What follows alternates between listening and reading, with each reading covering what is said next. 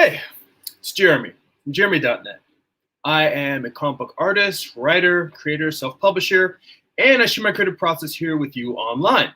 If you'd like to support this channel, get additional bonus live streams twice a month, be able to read all of my comic books free online in digital form, and more, you can become a Patreon subscriber at patreon.com/GERIMI. If you would like to get a free digital sketchbook, get work-in-progress animated GIFs and blog posts sent directly to your inbox once a month, just to see what I'm working on, you can sign up for my newsletter at newsletter.jeremy.net. And if you would like to purchase physical copies of my comics, or if you read digitally on Comixology or Kindle, you can go to amazon.jeremy.net. That'll forward you to my Amazon author page. You can pick up books like my first graphic novel, Eye of the Gods. It's a self-contained comic. It's a psychological thriller about a man who is cursed with visions he cannot control. Or you can pick up Volume 1 of my comic book Morning Star. It tells the story of Lucifer's fall from heaven as a Western. The whole series is 8 issues. This book contains issues 1 through 4. It's the first half of the story. And if you go to my main website, jeremy.net, that's the hub for everything. You can find links to all of my social media and all the places where I hang out online. You can pick up the final print issue of Morning Star. This is the final issue of the series. You can also get that digitally from Comixology as well. All right. So let us get started. I'm trying a little bit of an experiment lately in which I'm alternating between figure drawing and working on comics and illustration work. And so last week, we spent a little bit of time working on the cover for Volume 2 of Morning Star, containing the second half of the series. But meanwhile, I have been doing a lot of deep diving in figure drawing class. And so I figure, why not spend a little time going in? Each week when I go to class, it's a virtual class, but I end up spending a significant amount of time redrawing pictures from class. It's just a matter of going through and looking at where are the places where the drawings can be improved, where, what are some technical issues that I'm struggling with. Basically, it's just if I draw something and it doesn't come out right, I try to come back and really look and see what's wrong and why. So let's see. Already, Amar is in the chat. What's going on, Amar? Byron's here again. Thanks for catching it. Amar also says, my shirt, he says, 9 Inch Nails had not seen that name since the 90s. It's funny. I actually caught them on their last tour, the Hesitation Marks tour. And I had never seen them live in all the years they've been around. And I really thought, it doesn't seem like he was getting ready to retire or anything. But, I consider them still, Trent Reznor is still in his prime, in the fact that along with continuing to put out new albums, with the soundtrack work that he's been doing, I thought I should definitely make it a point to go see them. They were playing at the Staples Center. And I was able to get tickets on the floor. Normally, I don't like going to really big shows. I prefer going to smaller venues like the House of Blues, a little bit more intimate arenas. But I thought, you know what? Getting tickets on the floor for me and my wife, we went, we saw it. It was a fantastic show. Loved it. Loved me some 9 Inch Nails. You know what? I'm going to see if I can turn on some overhead lights in the room because it still feels a little bit dim here on my drawing board. I'm not sure what else I can do to just kind of brighten up the room a little bit. I can open the windows behind me, but then I'll be backlit and it kind of washes everything out. It does make the room brighter, but the little thumbnail of me will just look really weird. So give me a moment to try that. Or to try turning on the overhead lights, rather.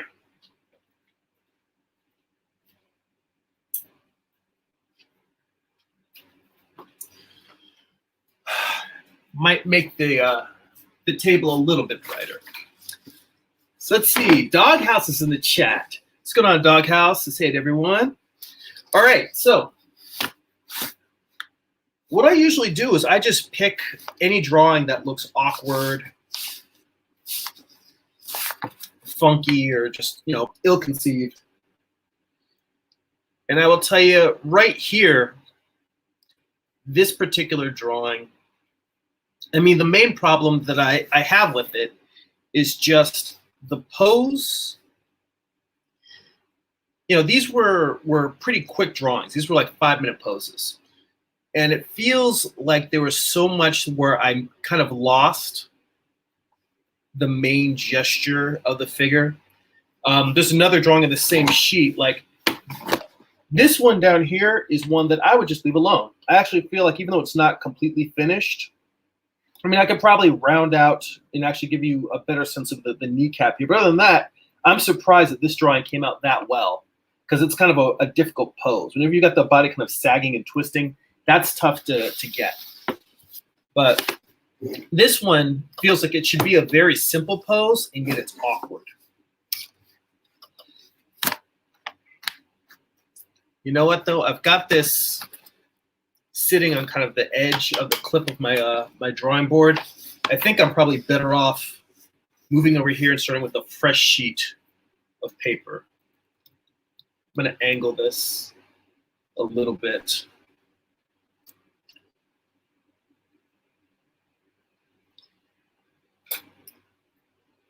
Still something that I'm getting a little bit used to is like trying to find a right position for this camera so that I can see what I'm doing. You can see what I'm doing. To be honest, what really bothered me is that there was a shadow coming across the screen from the light that I have above. So when I'm doing figure drawing, almost without fail, the first thing I do is I just draw a line to represent how tall the figure is going to be, because that helps me keep the proportions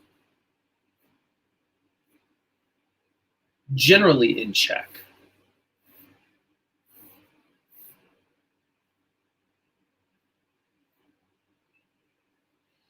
And I'm trying to live up to the notes that I made to myself. I made a little note at the top of the page. I should attack, start every pose with attack. And that just means just really going in there and trying to get the energy. Now, the energy of the pose is a difficult thing to get when you're redrawing something, because when you're drawing a model in real life, I mean, even though it's through Zoom, when you're drawing a person for the first time, in a way, you're kind of drafting off of just the, for lack of a better term, the energy of that person. You're trying to capture what you feel in front of you, whether you're, when you look, even though you're looking through a camera, you're still trying to lock onto their presence, and you're trying to capture some sense of, not portrait, but you're trying to capture some sense of what they are physically doing.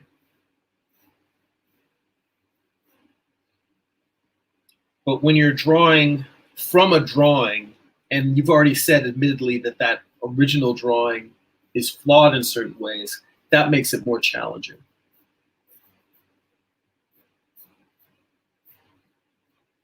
But you see, this is something that's actually really good for me in that I'm trying to fight, you always have to fight that urge when you're drawing someone to just draw like it's sight size and just draw whatever's in front of you, what you see. And it's difficult to know, well, what do you change? What do you correct? What do you not exaggerate, but what do you enhance or emphasize and de-emphasize? And learning how to properly do that is a skill unto itself. And I think that when I'm drawing from memory, I'm forced to exercise, not from memory. This isn't even from memory, because I'm drawing from that little sketch that I've got over here on the side. But it's drawing, it's a reinterpretation. And much like I'm reinterpreting my own drawing and trying to fix it, if I do this enough, the act of looking at a drawing and saying, well, this is wrong, this is right, this helps tell the story better. My hope is that it'll improve my ability to do that in real time when I'm in front of the model. Because when you look at something like, say, a classical piece of sculpture, the nice thing about drawing from Hellenistic sculptures or doing master studies is that all of the decision making about what to enhance and what to emphasize and de-emphasize, all of the decisions have already been made by a master artist. That's why you're doing the master study from them. And the most difficult thing to learn is how to make those decisions about what to emphasize and de-emphasize. So really, that's what I'm practicing right now.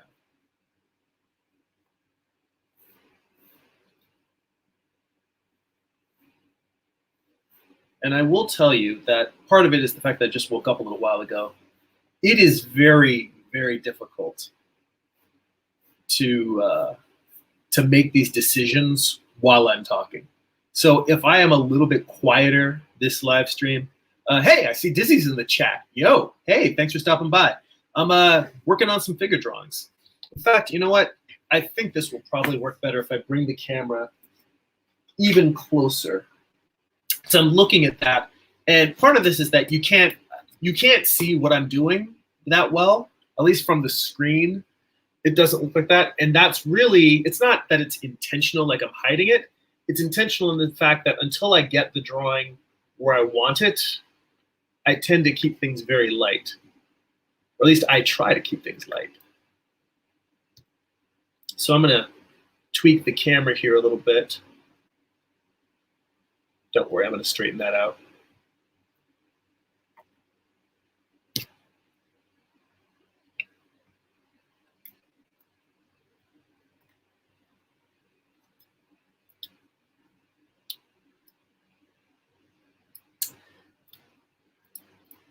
But this is just so that you guys can see a little bit better what I'm drawing, because I am drawing pretty light here.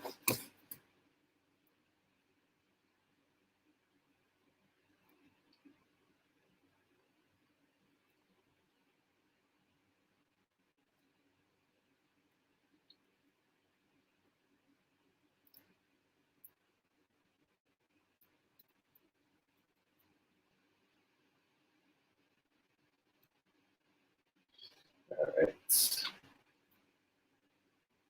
There we go. So yeah, it might be a little challenging for you guys to see what I'm doing here, but that's mostly a function of the fact that I'm trying to keep things very light.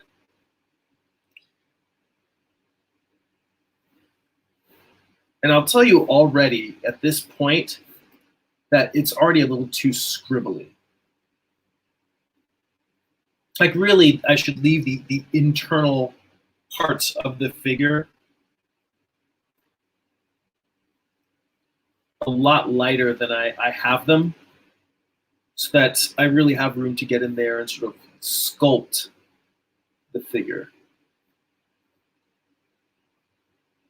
Now, I love construction lines. I genuinely have an affection for being able to see how an artist, when I look at other artists' work, to see sort of how they're putting together the figure, to see those lines of the basic volumes really coming through. But I am aware that I tend to overdo it.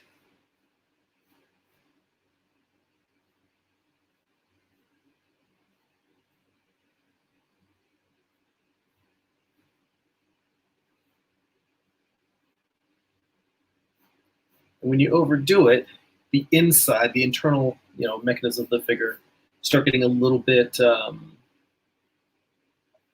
muddy. Now, that's not something I'm super worried about, because I can also, for instance, this arm, it's a little bit muddy to me, and I can just go through there and just run an eraser through. Right here in the abs, I can erase out a little bit. Although when I'm drawing with charcoal, I really shouldn't brush things away with my pencil. I've got a drafting brush You can get these at any art store, and it's usually what you use to particularly architects. Anytime anyone wants to keep a drawing clean, you use these things. Doubly so, I guess, when drawing with charcoal. Although the brush will pick up charcoal, charcoal is one of those things that me using my finger to brush away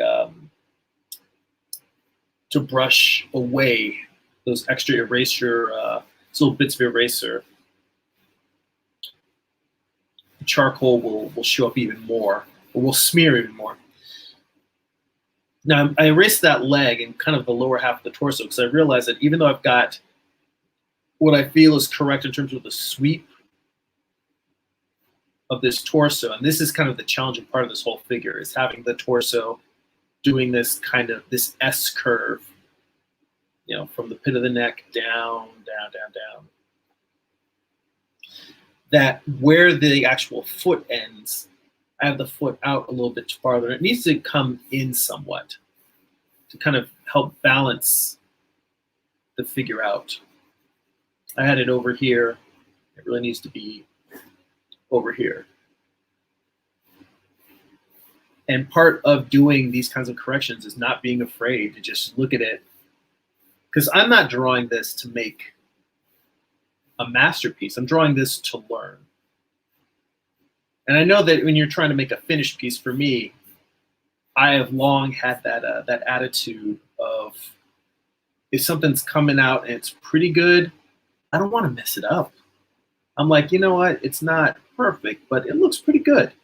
But when I'm drawing for education, it's not that I'm going for perfection. The whole point of this goal, the process is far more important than the finished piece in the type of drawing I'm doing right now. This is analytical drawing.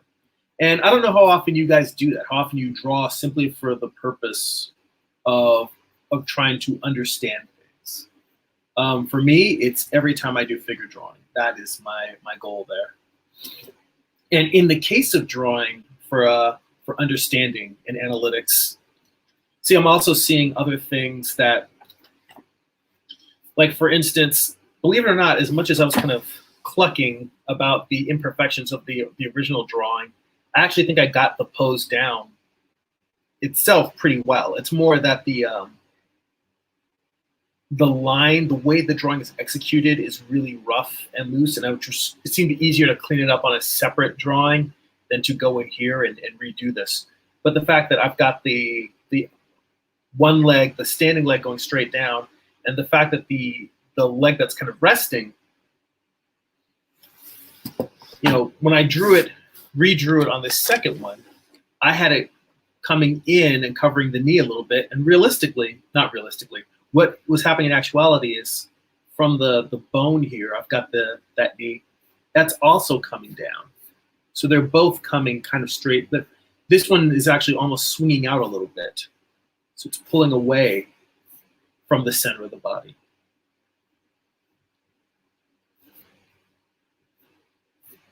And it's interesting. I always try to pay attention to the fact that when I take a drawing that I'm correcting, sometimes in the effort to correct the drawing, I will make more mistakes. And that is something right there that I would say was me messing up something that actually was working in that original drawing.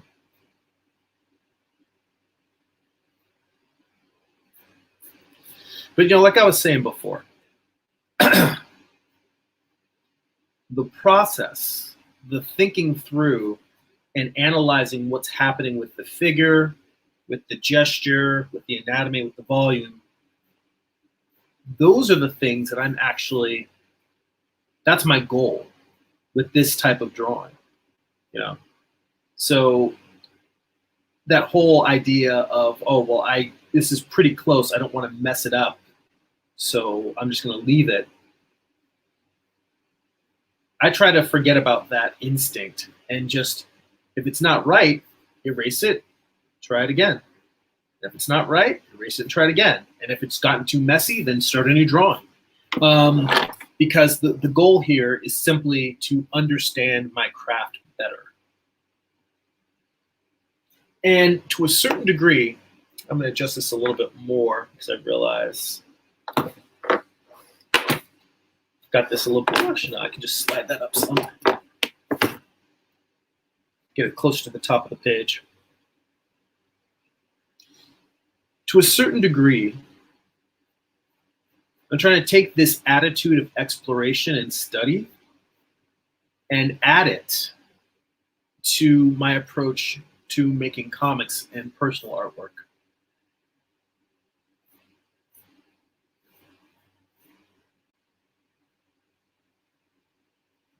Because I think that's when you really find interesting things in your own work, is when you stop worrying so much about ruining the piece and more about seeing how far you can push it.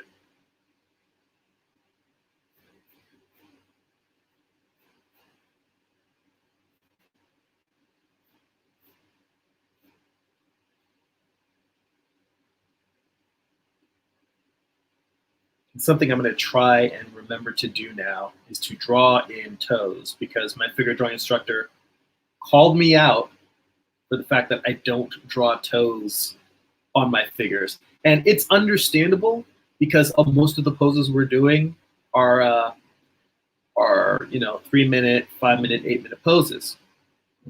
But a lot of times the work that I send for review in the class tends to be things like this, where I go in and I redraw something that I'm trying to analyze, figure out what's wrong anatomically. And when it looks a little bit more polished, he's like, well, hey, if this was just a really fast sketch, I'd get it. But if you put that much work in it, give me some goddamn toes. That's valid. Let's see, Byron says, besides ruining a piece shouldn't be a concern. If you're unable to replicate what was actually good about it, then you never really understood it to begin with. Exactly. There are many times when I will draw something and I'm like, hey, that's pretty good. But if I can't replicate it, then it was dumb luck. I didn't make it good.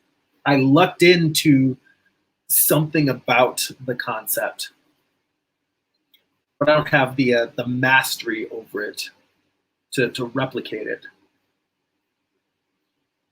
And it's not about being able to draw the same thing over and over and over again. It's about having enough control over the tools you're using and your idea of what you're trying to express, that you can say, okay, this is what the idea should look like. If you need to express that idea but manipulate it, change it, or just say, all right, no, let me draw it again because I want to show it again. Because let's say you have a similar pose in another comic book page or another book or another illustration. If you understand how that thing works anatomically, gesturally, compositionally, then you can come back and do it anytime you need to. But if you don't, then you're just at the whims of lucking into a good drawing. So,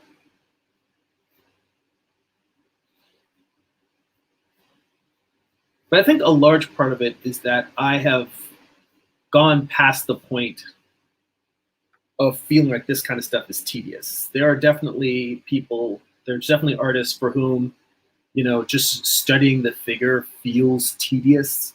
Studying anatomy, studying volume, studying gestures, and I can understand that. I've said this before. When I first started drawing figure drawing, it was in service of wanting to make better comics. It was that I had already graduated from art school. I'd been working as an illustrator and a graphic designer for a number of years, and I was sitting down to actually make my own comics for the first time. And I realized, wow, I've done all this education, and yet I really don't know how to draw that well. But, you know, as I've said before, while that was my original intent going in, was just I want to get better so I can make better comics, I've spent enough time over the years drawing the figure that I've come to fall in love with the process of not just drawing the figure from life, but analyzing the figure, because it's one of those things where it's such a challenging thing to draw. You know, for as many figures as there are people in capes and tights battling it out in comic books and superhero comics. You know, the human figure, to draw it well and elegantly, is a very, very challenging thing. To capture all of the grace and strength of the human figure.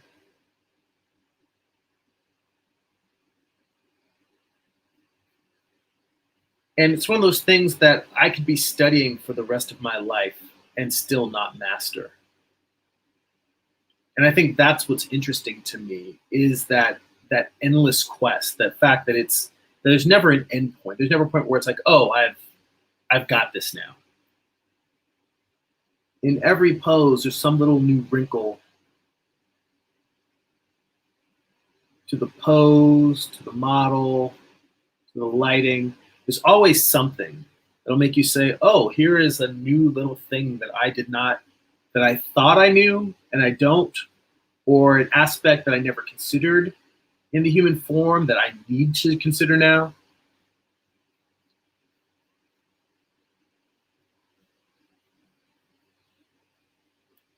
It's those sort of things that I find interesting and fascinating.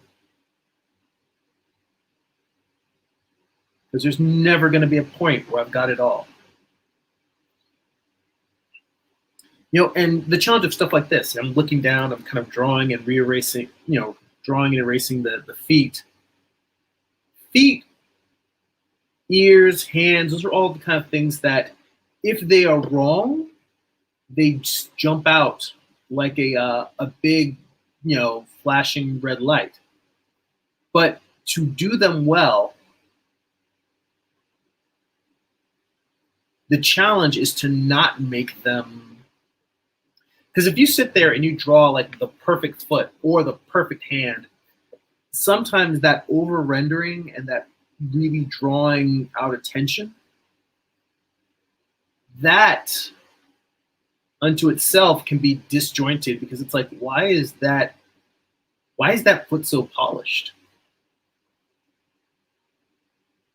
It's a kind of an abstract concept, but to take something that isn't supposed to stand out and polish it so well can be just as distracting as drawing it poorly. So the challenge is how to draw something well enough that it looks finished and complete, but not put so much attention to it that it stands out in comparison to the rest of the drawing. And that's a whole nother level of subtlety. And you'd be like, look, I busted my ass just to figure out how to draw hands or feet or ears or whatever. And now you're telling me I can't draw it too well? And it's not a matter of drawing it too well. It's a matter of drawing everything complete, but in a subtle way that doesn't stick out. And that's hard. It's a battle that I am still fighting. It's not something that I'm like, oh, I've got this. It's a case of me being aware of yet another aspect that I wish to improve on.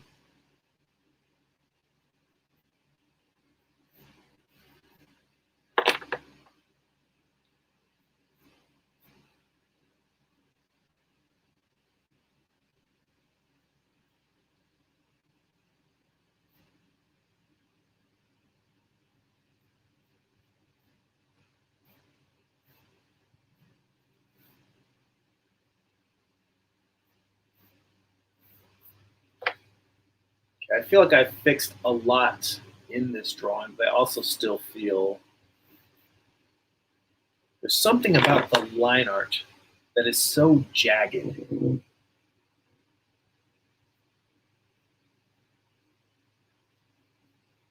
I kind of want to fix that.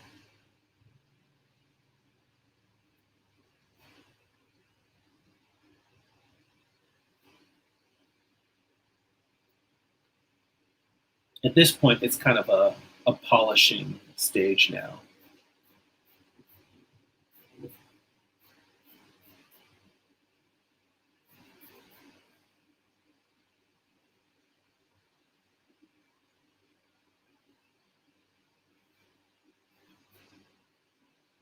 Just adding a little bit of tone. on the edge of the figure.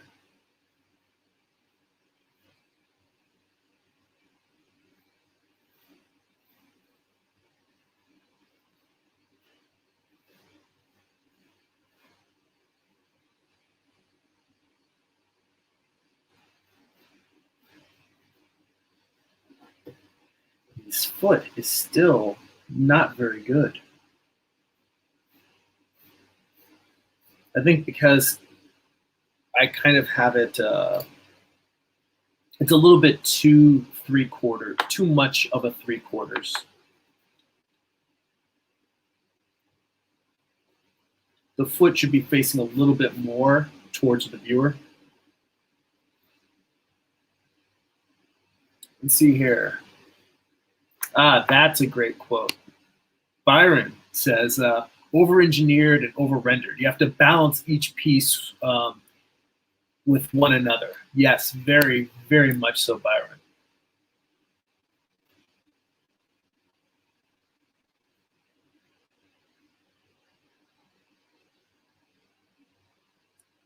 I will tell you, one of the hardest things that I find for my own drawing is doing the poses that are slightly off center.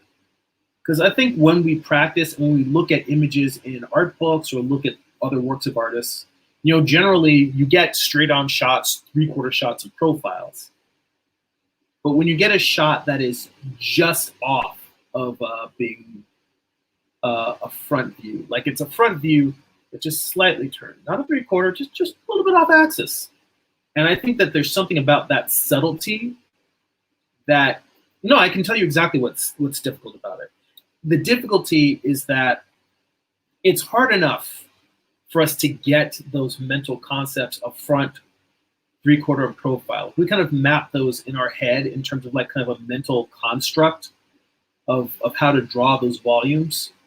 So when you start drawing something that's just off of center, your brain, the part of your brain that's trained to draw volumes, it wants to default to straightforward, or it wants to default to 3/4.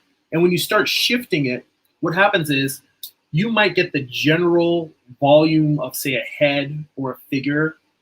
Let's say more of head, because that's probably more of what I'm thinking, although in this case it's a foot. But you might get the basic volume, like the way I drew this shape in, that it's not a 3/4. But as you go in to put in the features and detail them, your brain will be trying to shift some of those features towards more 3/4, so even more shifted than what you drew, or towards a straight on view, neither of which is correct. And so it's trying to fight that mismatched nature of direction in a figure.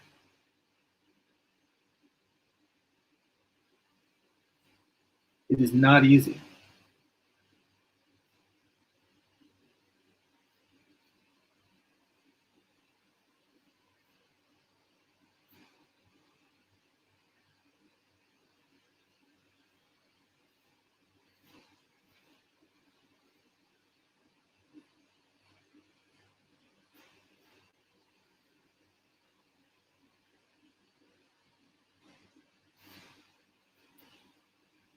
All right, I think that I am ready to move on to a different figure. There's more to do here, but I will tell you that, see, this is the thing that does bother me a little bit about the live streaming, is that I've reached a point where in order to get this to what I would consider the final, the amount of the polish I need to do are just these subtle things that I could do them, but I would have to stop talking completely and go into like a complete awareness of, all right, why does this one particular shadow feel off? Why are the volumes off here? Like, I don't think that that's something that that I could do while I'm talking. Although I'm kind of doing, you know what? Fuck it. Let's work on it for a few more minutes. I mean, the point I was getting at is that I think that this level of polish and finish is something that's actually really interesting to discuss and to hear other artists talk about how they finish a drawing. Because that's what I'm trying to do, is make this feel more finished, even though it's just a study.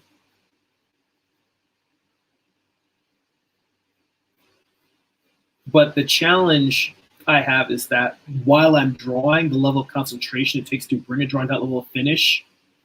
You've seen me draw many, many times here while I'm talking all the time, and it's usually, it's usually fine.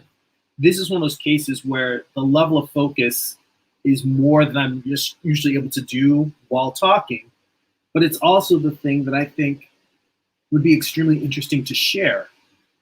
So you see, that's the real challenge. And let's say I was doing a time lapse. Like if I were just recording this and not doing it live and then just letting you see it later. The other thing is that, and this is the reason why I switched over to live streaming as opposed to doing time lapse a few years back, is that I found the thoughts that I have in the exact moment of making the marks, those thoughts, I don't necessarily remember them. I might be able to come to something close or vague, but it's certainly not the same as the immediacy of me describing the thought I have as I'm putting down each line and how I make it. Sometimes I've found that, like, I'll go back and I'll watch a live stream later. Not a live stream, but I'll watch a time lapse later, and I'll realize that what I might have said actually, like, upon even further reflection in the drawing, like, I'll come back and do some more research and analysis, and I'm, reworking a piece, and I'll say, oh, you know what, I may have said that in the time lapse, but what I thought was A is really B or C. So at this point, what I'm doing now is just trying to make the lighting within this figure consistent, from the lighting coming from the upper right-hand side towards the figure. At this point, I'm just trying to create a sense of consistency. Not just in the lighting, but also trying not to, I have a bad habit of making the figure feel like it's in pieces, like it's in segments versus one unified whole.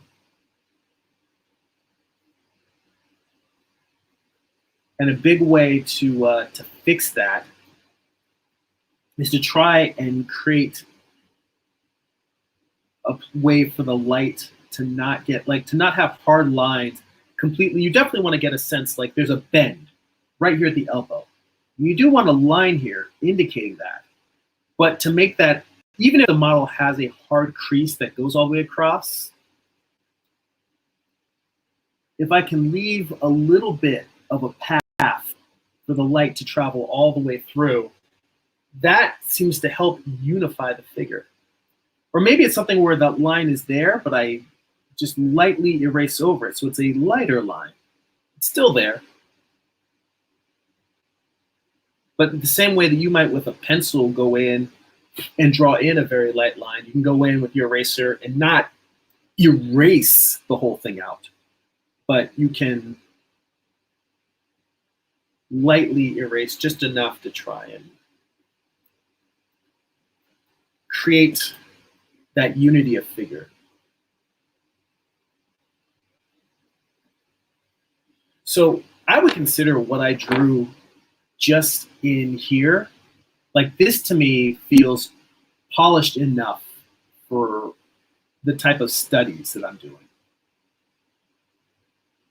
But being that you guys are here and hanging out with me, I don't want to bore you. So I think what I will do is I will move on to a new figure and find a new challenge. And I'll probably come back and, like, what I've achieved just right in here, I'm going to go and apply that to the whole figure and just give it the same level of rendering and shading. But I want to keep this interesting for you guys while I work. So let me see if I can find another pose that's It's difficult. Let's see here.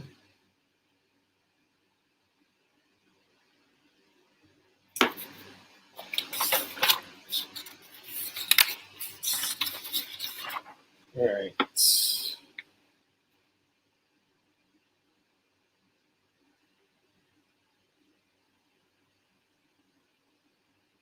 You know what? I think for this one, so this is very unfinished.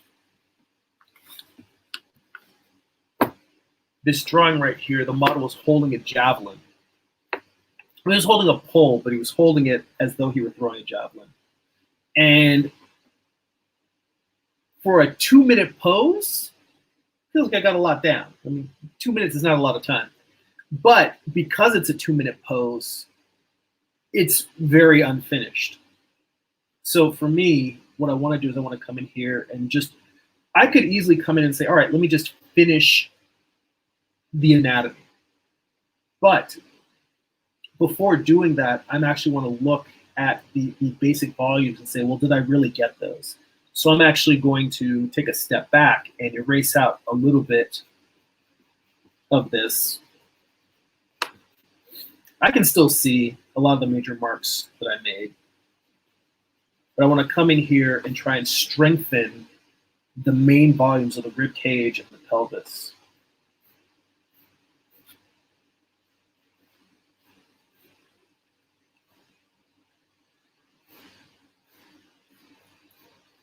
And by strengthen, I mean just make them more well-defined. They weren't horribly defined, but they could be better. And again, perfectionism can be a problem, but when you're studying, it's not about they can be better because I want this to be a perfect drawing. It's I want to understand what it would be like to make these things better. The hows and the whys. You know, and here's an interesting thought. For those who have been watching my channel for an extended period of time, you know that one of the things that I'm looking for is a way to simplify my art style such that I can draw comics faster. You know, I love the work that I did on Morningstar, and I love the amount of growth that I have experienced over the course of creating the series. Now, the interesting thing is, in order to draw faster and simpler, I actually need more study. Because when I draw faster, drawings tend to come out crappier. I'm less pleased with the results. So while the style that I am looking to develop in the future might be simpler, looser, more primitive, the time that I'm taking to polish my work a little bit more and learn to polish it in a drawing phase has a goal behind it. And that goal is, if I can make things, it's like in order to draw well and fast, in order to draw a fast, sketchy style, I feel like I need to be even that much better than I already am as a draftsperson.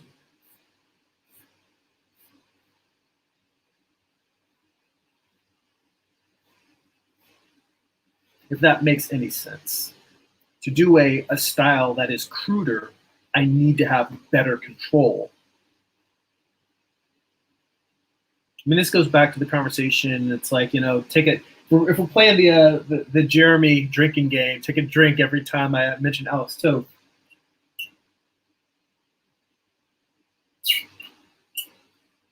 Of course, I'm taking a drink of coffee, but but the fact that in order to draw things, render things as simply as Toth did, he had to be a master.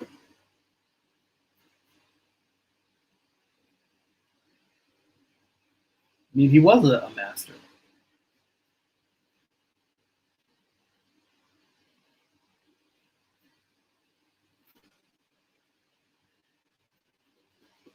And I think figuring out how to draw the extremely complex ins and outs of the human form in a loose, sketchy manner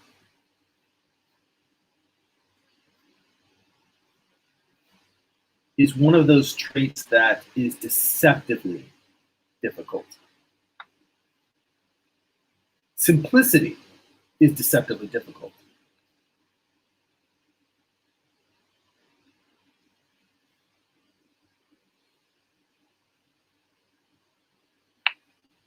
And even with this, I find myself right now, I'm getting too caught up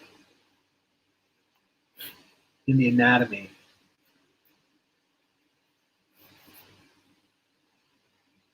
as opposed to still working out these basic structures, these basic volumes, the cylinders that are making up the arms, the legs.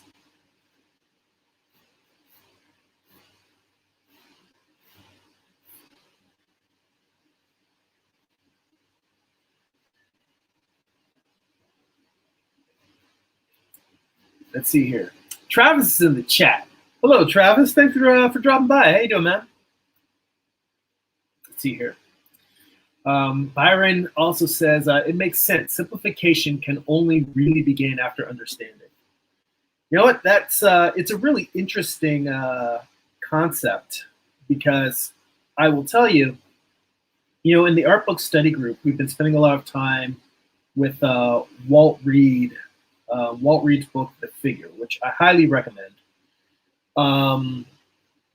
For many, many years, my go-to drawing book, if anyone asked me for a recommendation, I would go with Andrew Loomis's Figure Drawing for All It's Worth, or George Bridgman.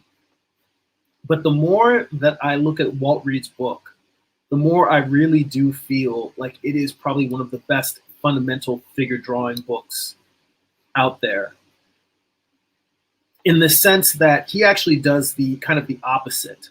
And it's a little bit of the way that I've been trained studying with Carl Ganas, in terms of understanding the basic volumes and the forms first, and then slowly kind of backing into the anatomy. But it's interesting because it's learning how to draw arm as a cylinder, torso as either a spherical shape or a box shape, learning these primitive forms, and then learning the anatomy, and then coming back and refining those primitives so that even at your early pass on a figure, you're kind of saving yourself some time. Like, for instance, by the way, Travis says your anatomy is impressive. Thank you. I appreciate that very much. I mean, a big part of these studies are me working on refining my anatomy, refining my understanding. And then a lot of times I catch myself drawing something and I'm like, wait a minute, this muscle doesn't look right. What does it really look like? And then turning, grabbing my anatomy book from my shelf, flipping through that with you guys. I'm like, oh, this is the name of that muscle. I forgot about it. It actually twists and connects over here instead of stretching out the way I drew it. And it's a matter of refining all of these things until hopefully over time it becomes second nature. But back to the further point about understanding simplification, understanding the details before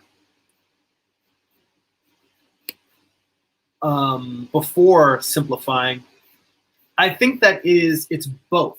I think that both kind of need to happen, because when you start learning, if you learn just the anatomy, then what happens is you get what I think a lot of artists get, which is a jumble of parts. But for instance, the diagram I was going to say, I would start, let's say I'm drawing this arm that's up here, early on, I would start with just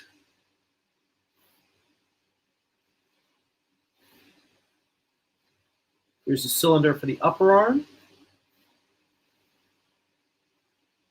and then cylinder for the lower arm. And they would just be cylinders, and would build the whole figure out of this. And then as I, over the years of studying both in figure drawing class and studying on my own, I would learn the anatomy a little bit better and a little bit better. And it's like I would draw these cylinders and then draw the deltoid on top of them, the bicep, tricep kind of peeking from the back. But then over time, I find that even when I'm drawing these basic cylinders, a lot of times let's see. Yes, Amar in the chat says, is this the book you're talking about? The figure, classic approach to drawing and construction. That is it. That's the guy. Let me. It's always right in my my bookcase, my reference bookcase, right behind my drawing table here. So yes, Walt Reed's The Figure. This is the book that we've been going through in Art Book Study Group, which, by the way, for those that are Patreon subscribers, I will send out a notification, a reminder, either later today or early tomorrow for Monday night session.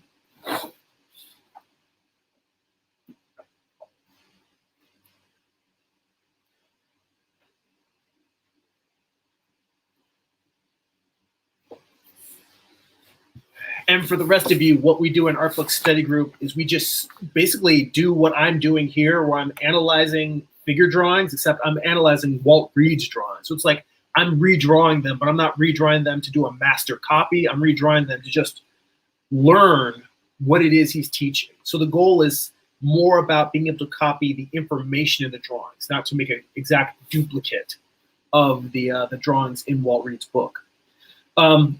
But what I was saying about that twofold path of learning the basics, the basic volumes, then learning the anatomy, then coming back and refining those. Like, to me, that seems, and it does seem like a bit of back and forth, but I've found that that's just the way that the path has turned out for me over the course of studying. As I found for a lot of time, when I just drew anatomy, I would get just parts. When I started really learning these basic volumes, then things started to come together, and then I learned how to apply that to these basic drawings, those primitive forms. So I find now, instead of drawing cylinders, a lot of times what I actually tend to draw are cones. So I get the sense of it being larger up at the shoulder, narrowing at the elbow, and then at the forearm, again, becoming wider, and then narrower. And a lot of times, this shape that I just drew right here, these two volumes, where it's more of a cone instead of a cylinder, a lot of times I will even go farther, where instead of drawing the cylinder just like that, I will come in and give it that primitive anatomy. Like that sense of not just drawing it like this, but I'll actually put in that round of the deltoid, and I'll come in, I'll go, all right, triceps will bulge out a little bit more and then come in.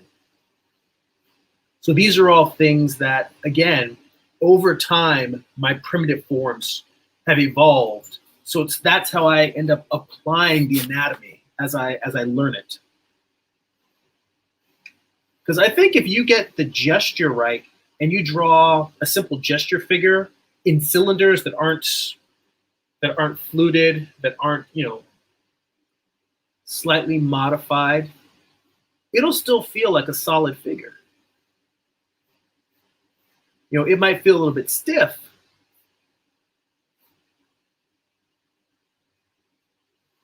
but I think I would, well, you know what, see, that's where I'm talking out of both sides of my my mouth. So I was going to say, I think I'd rather have a solid feeling figure than a really loose one with a bunch of anatomy. But in my mind, when I think about what this simplified style that I'm trying to move towards, it's not that it's simplified, it's just that it's looser and not as labored. And I don't know how familiar any of you guys are with Kent Williams. He's mostly a fine art painter now, but he used to do a lot of comics work. A couple of Wolverine miniseries,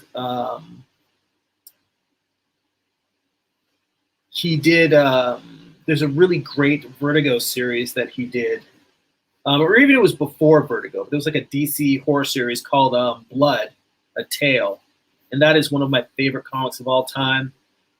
He drew a adaptation of Darren Aronofsky's The Fountain, and at the time that the comic was done, I believe that they weren't sure if the movie was going to go into production, and so I don't think it was one of those where they intentionally made an adaptation for the movie. I think what it was is the scope of the film was much bigger than their budget allowed. And because at the time I think Aronofsky did not think that they were going to go forward with the film, they did an adaptation of his screenplay. And then later on, when he did have an opportunity to make the film, they had to strip out a lot of stuff and simplify it to meet budgetary constraints. So the graphic novel that Kent Williams illustrated is a graphic novel of the original screenplay with the original scope, as opposed to an adaptation of what we saw on the screen. My point being is that Kent Williams, you know, I've mentioned that Bill Sienkiewicz is a huge influence of mine, and I would say that also in that era, I discovered Kent Williams' work, and he's another guy that definitely influences me. And like Sienkiewicz, he has a very loose expressionistic style, similar to, if any of you are familiar with Egon Schiele. It's sort of in that tone. And that's where I say I'm talking out of both sides of my mouth, because while I saying that I'd rather have a very solid Alex Tothian simple drawing, what I imagine, see right here, instead of drawing just cylinders, I'm drawing the primitive form, but that primitive form is including the anatomy. But for me, it was an evolution. It wasn't like, oh, I need to draw primitive anatomy. I felt like I needed to understand the cylinder and constructing figures out of cylinders first. Then I needed to, over time, understand developing them as cones instead of cylinders. And now I can put the anatomy in. And that's not to say that every artist has to have that journey, because I always try to be wary. It's hard for me to be prescriptive and say, this is what you need to do.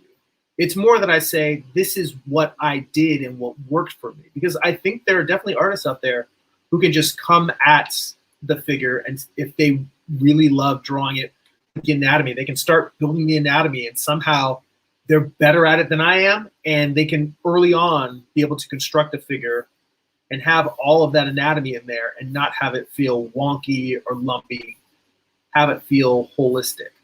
But for me, it's more sort of like, if you're having the same problems that I had, try doing it in this way. But I always say every artist is different. And, you know, you may be the rarity that can come right in and has a stronger grasp of anatomy than I had, because I still feel like it's something I always am working at, and I'm always refining. In fact, there's times when I feel like it's shameful that I've been drawing for as many years as I have been, and I'm still working on my anatomical fundamentals. But at the same time, it's fun and it's interesting, and I enjoy studying them. Okay, I got caught up in all of my chit chat and blah blah. Let me see. Amar says, going back to Walt Reed's book, The Figure. He says, yeah, I've not seen the book before, but I've been drawing in that way a bit already. He said, I think working in 3D has helped me with that. I'm sure that book can be helpful. I just don't have room for books. Yeah, I hear you. I hear you.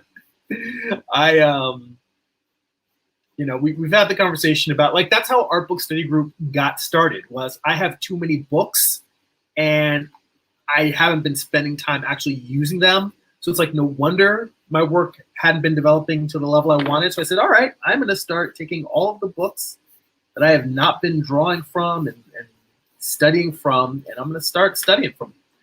But I totally get I don't have room for anything more, because these days, I, like you, unless it's an art book that I really, really am in love with, I tend to read digitally, and it's not out of preference.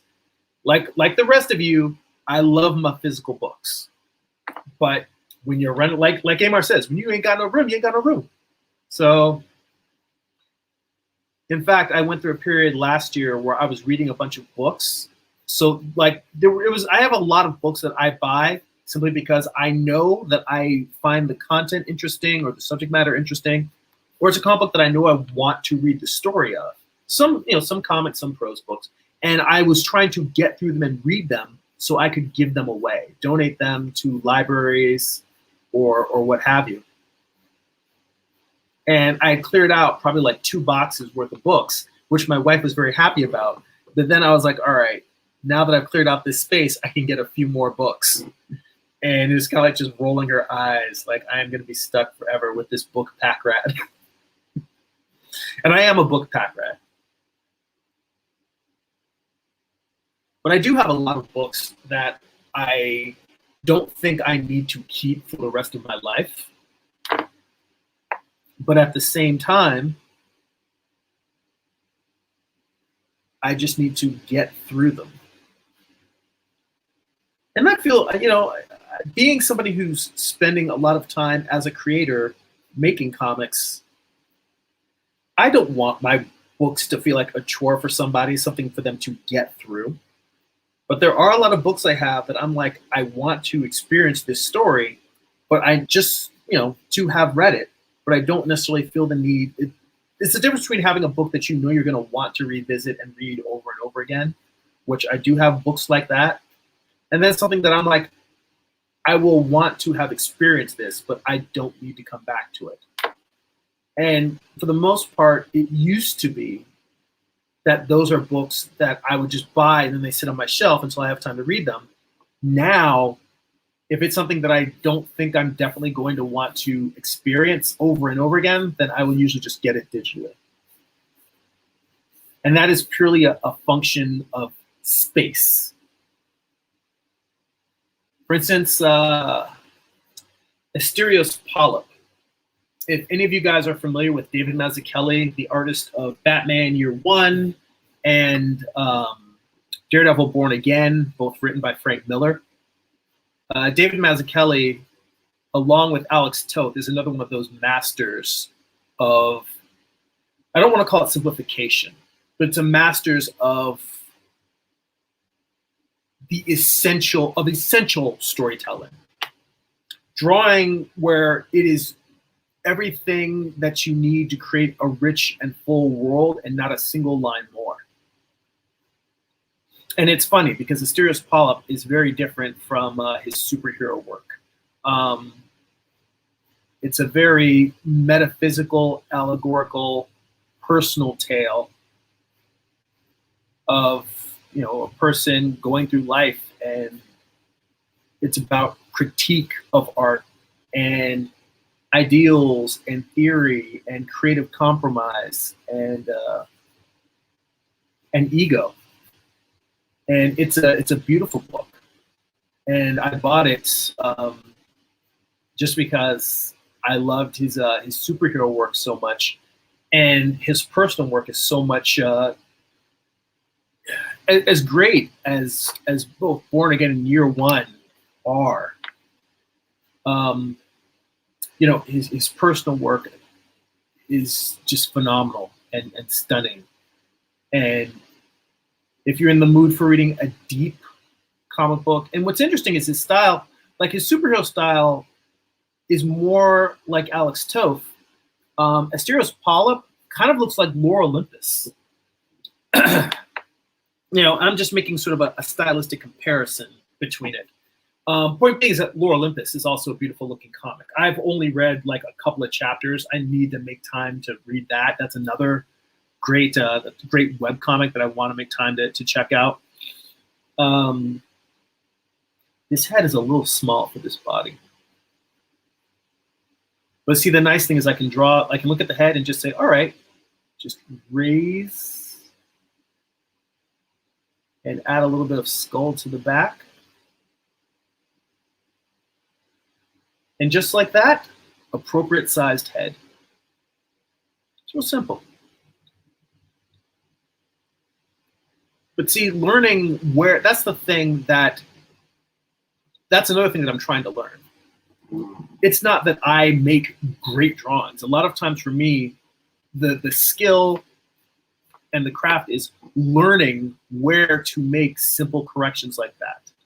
Because being able to just in a moment assess that something is out of proportion and saying, oh, by erasing this line and adding these 2 lines, I can correct that.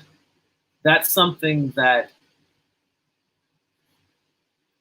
for me, it took a long time. When I say took a long time to learn, I'd like to say that I not like to, but I would say that I'm still learning it, in that I'm aware of it as a skill.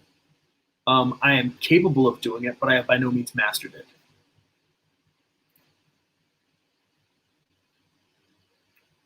And I have by no means mastered it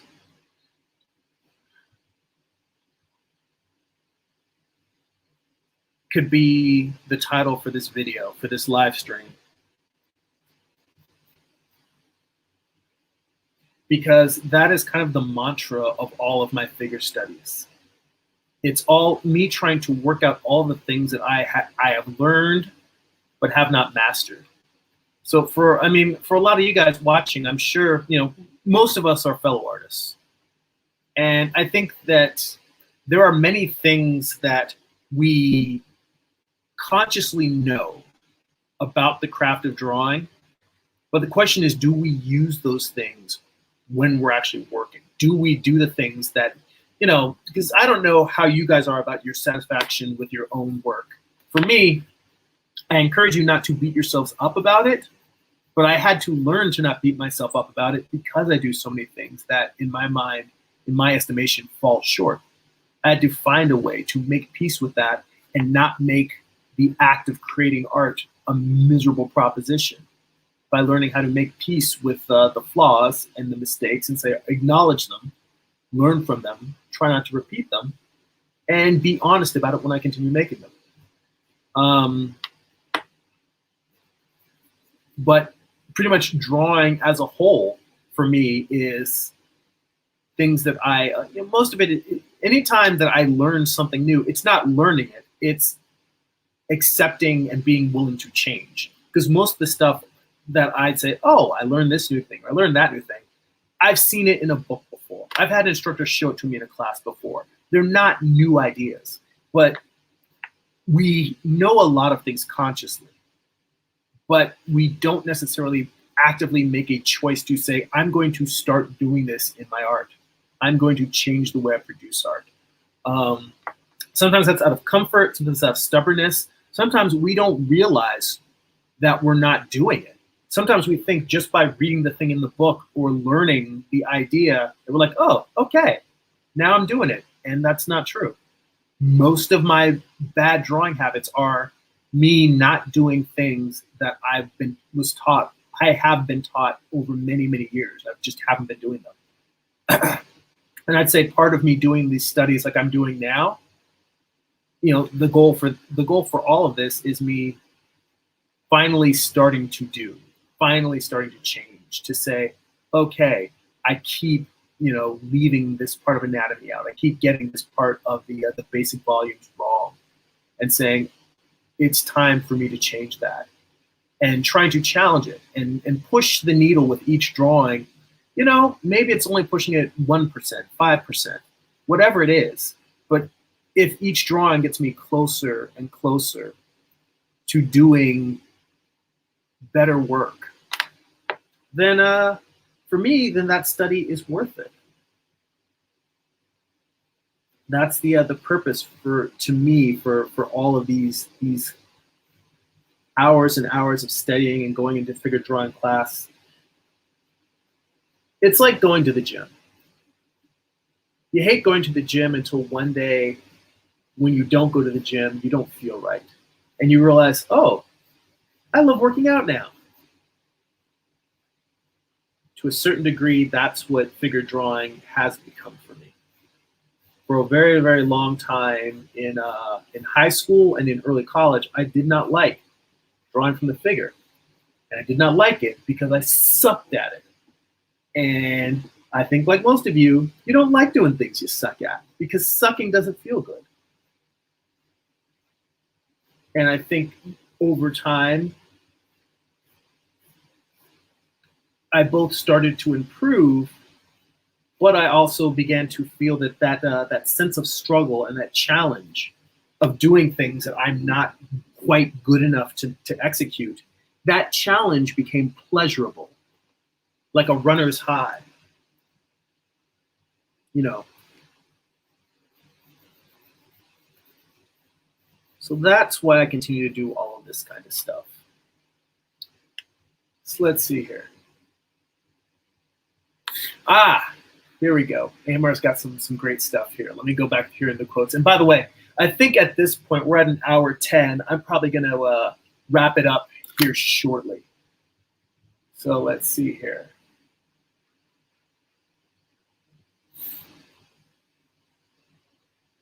Yeah, Byron says the fundamentals are something we're going to be working on pretty much forever. Yes, very, very true. And that's the magic of them. See, Amar says, I blame it on mastery, not be that's another good quote. It says, I blame it, let's see, I blame it on the mastery on, I blame it on the mastery, not, or not, is because most of the time you achieve mastery when you do it for a living, because then you're forced to level up. Yeah, that's true. He says, I know some things I was doing 30 years ago that I don't even do anymore. Hang on, whoops.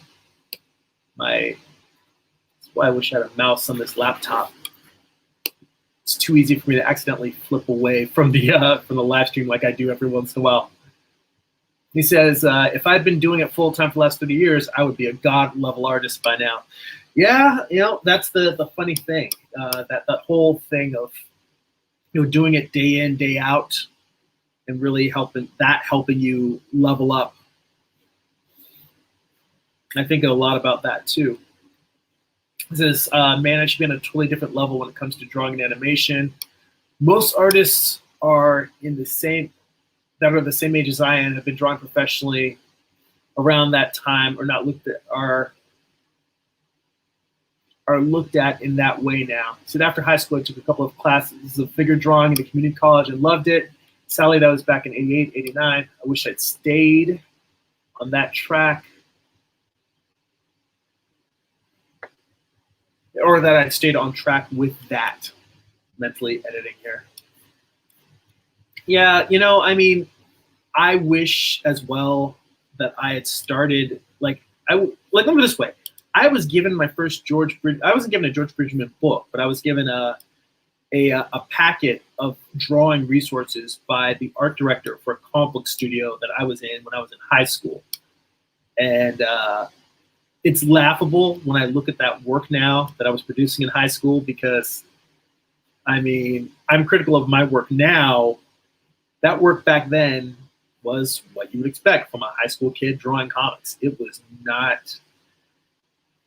Let me put it this way. I stand behind my first book, Eye of the Gods. It is not perfect by any sense of means, but I'm proud of the work I did in there, and I think the story is really good. I look at my work in high school, and I'm proud of the collaborations I did with the writers I worked with, because they were good writers. I think they wrote good. It was more humor-oriented, but they wrote good stuff. My work, my contribution to that, I think, was garbage. I don't stand behind my high school work. I only make the clarification because I don't want to disavow the contributions of the writer, because I think the writers wrote good stuff, and I did my best to complement their writing. But my actual drawing skills, yeah, that stuff was hot garbage.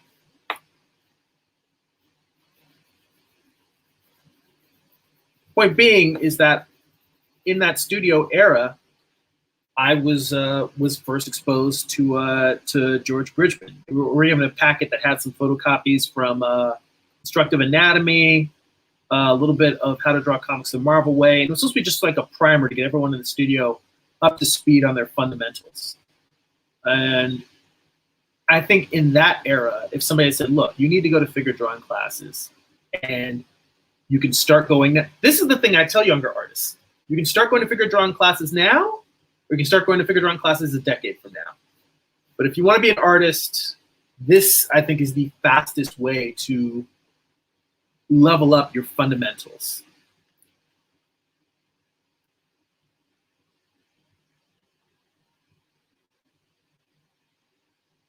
And I wish somebody had just told me, look, you may not enjoy this and it's hard, but you should just start. Because, like, I mean, Amar, you said that you loved figure drawing when you first started doing it. I did not. I hated it. I hated it because I was really bad at it.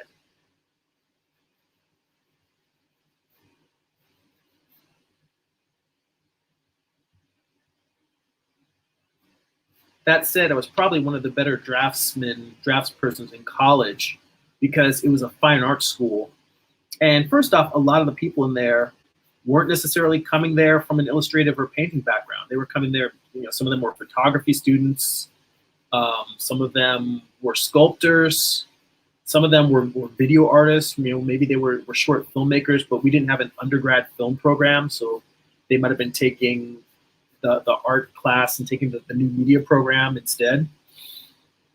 Point being is that I was one of the few people that was coming at it from an illustration program, but I think that did not do me a disservice because unlike an expensive school like Cal Arts or Art Center, you know, if you're probably one of the better people, here's the thing, I think I was one of the better draftsperson and painters in that program, but it was a program that didn't necessarily emphasize illustrational skill. Therefore, I wasn't really challenged. I don't think I grew as an artist very much. It wasn't until I started taking animation classes. And this is not to say that I was dope when I was in college. This is to say that I wasn't challenged, and I wasn't really challenged because a lot of the people in there were not interested in traditional illustration and draftsmanship. Those that were painters were more interested in gallery fine art painting, where it's about expressing interesting ideas and concepts, but the draftsmanship was not. It was more like quote unquote modern art.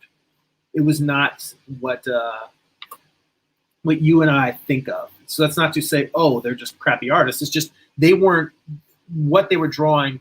Draftsmanship was not really the point of what they were drawing or painting.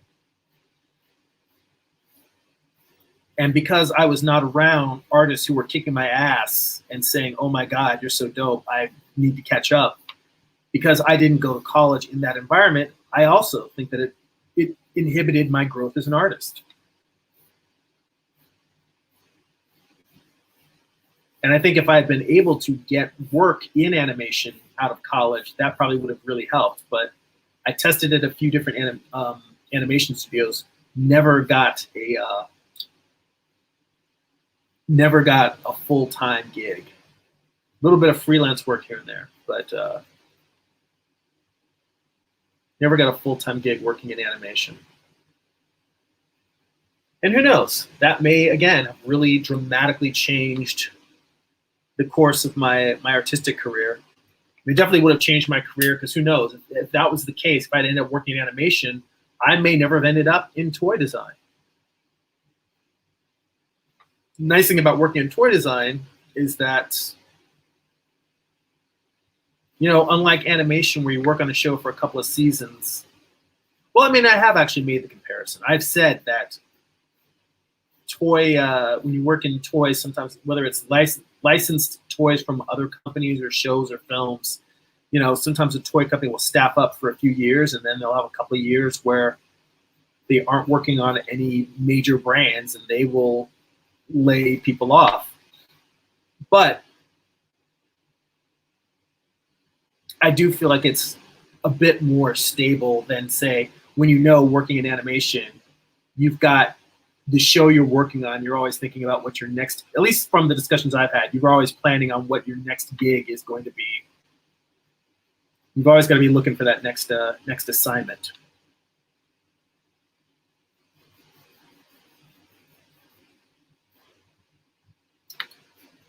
All right. Last couple of comments here, and then we're going to wrap it up. Amar said, the funny thing, in fact, in his figure drawings, he said, funny thing is the teacher was not great, but the experience was fun. He said, I shared that with you with those drawings on your Discord before. He said that was a black and white drawing done in charcoal. Yeah, I remember actually. I think you mentioned it. And I was like, damn, I wish I could have been drawing like that in charcoal back in the day.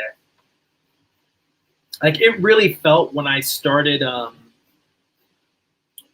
taking figure drawing classes in my 30s, late 20s, early 30s. It really felt like the first several years were mostly me trying to unlearn bad habits, either that I picked up in college or in the years since then. So there was a lot of deprogramming for me.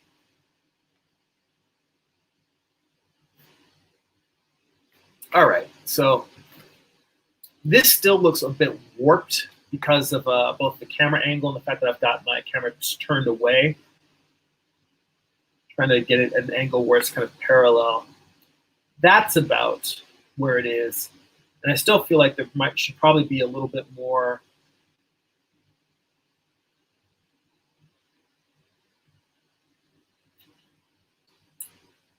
Yeah, the tone is to give you the sense that the leg is turning away from the back, but I feel like there should be more foreshortening in this. This foot should actually, this leg should be shrinking, be a bit smaller, a bit more foreshortening on this leg going back than I've got here. So who knows? I may come back in and redraw and fix that. We'll see. All right. On that note, guys, we will wrap it up.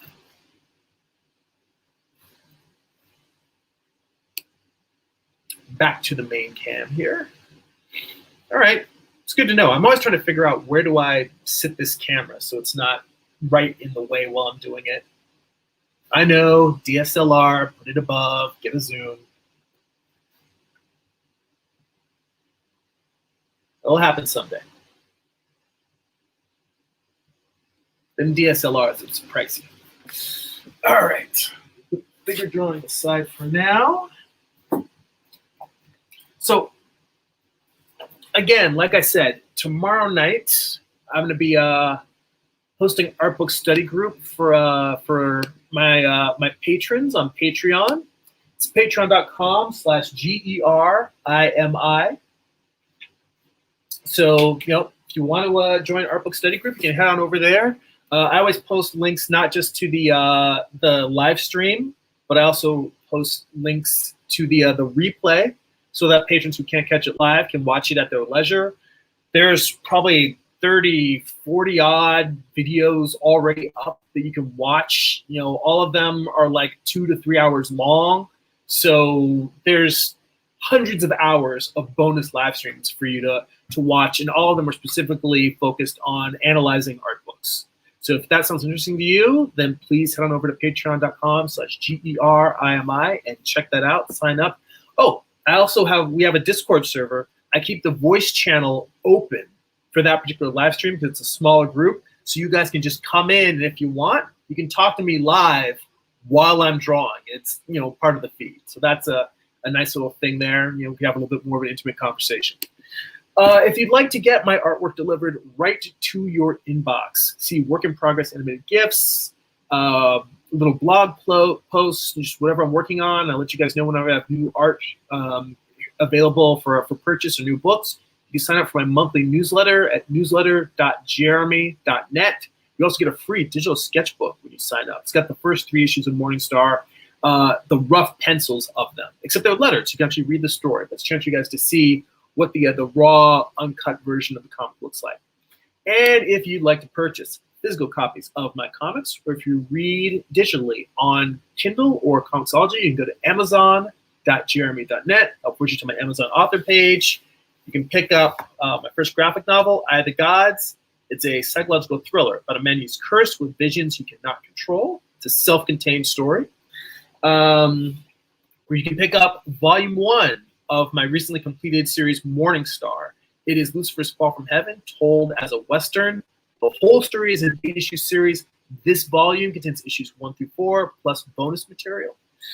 And you can go to my main hub, jeremy.net. There you can find links to purchase the final issue of Morningstar. You can get it physically, or you can get the entire series on comicsology digitally. All that heads over to jeremy.net. I've also got tons of art prints, original art, other comics, and odds and ends for you guys to check out and purchase.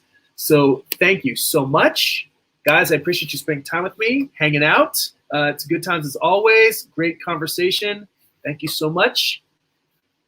That's it for now. Go be creative.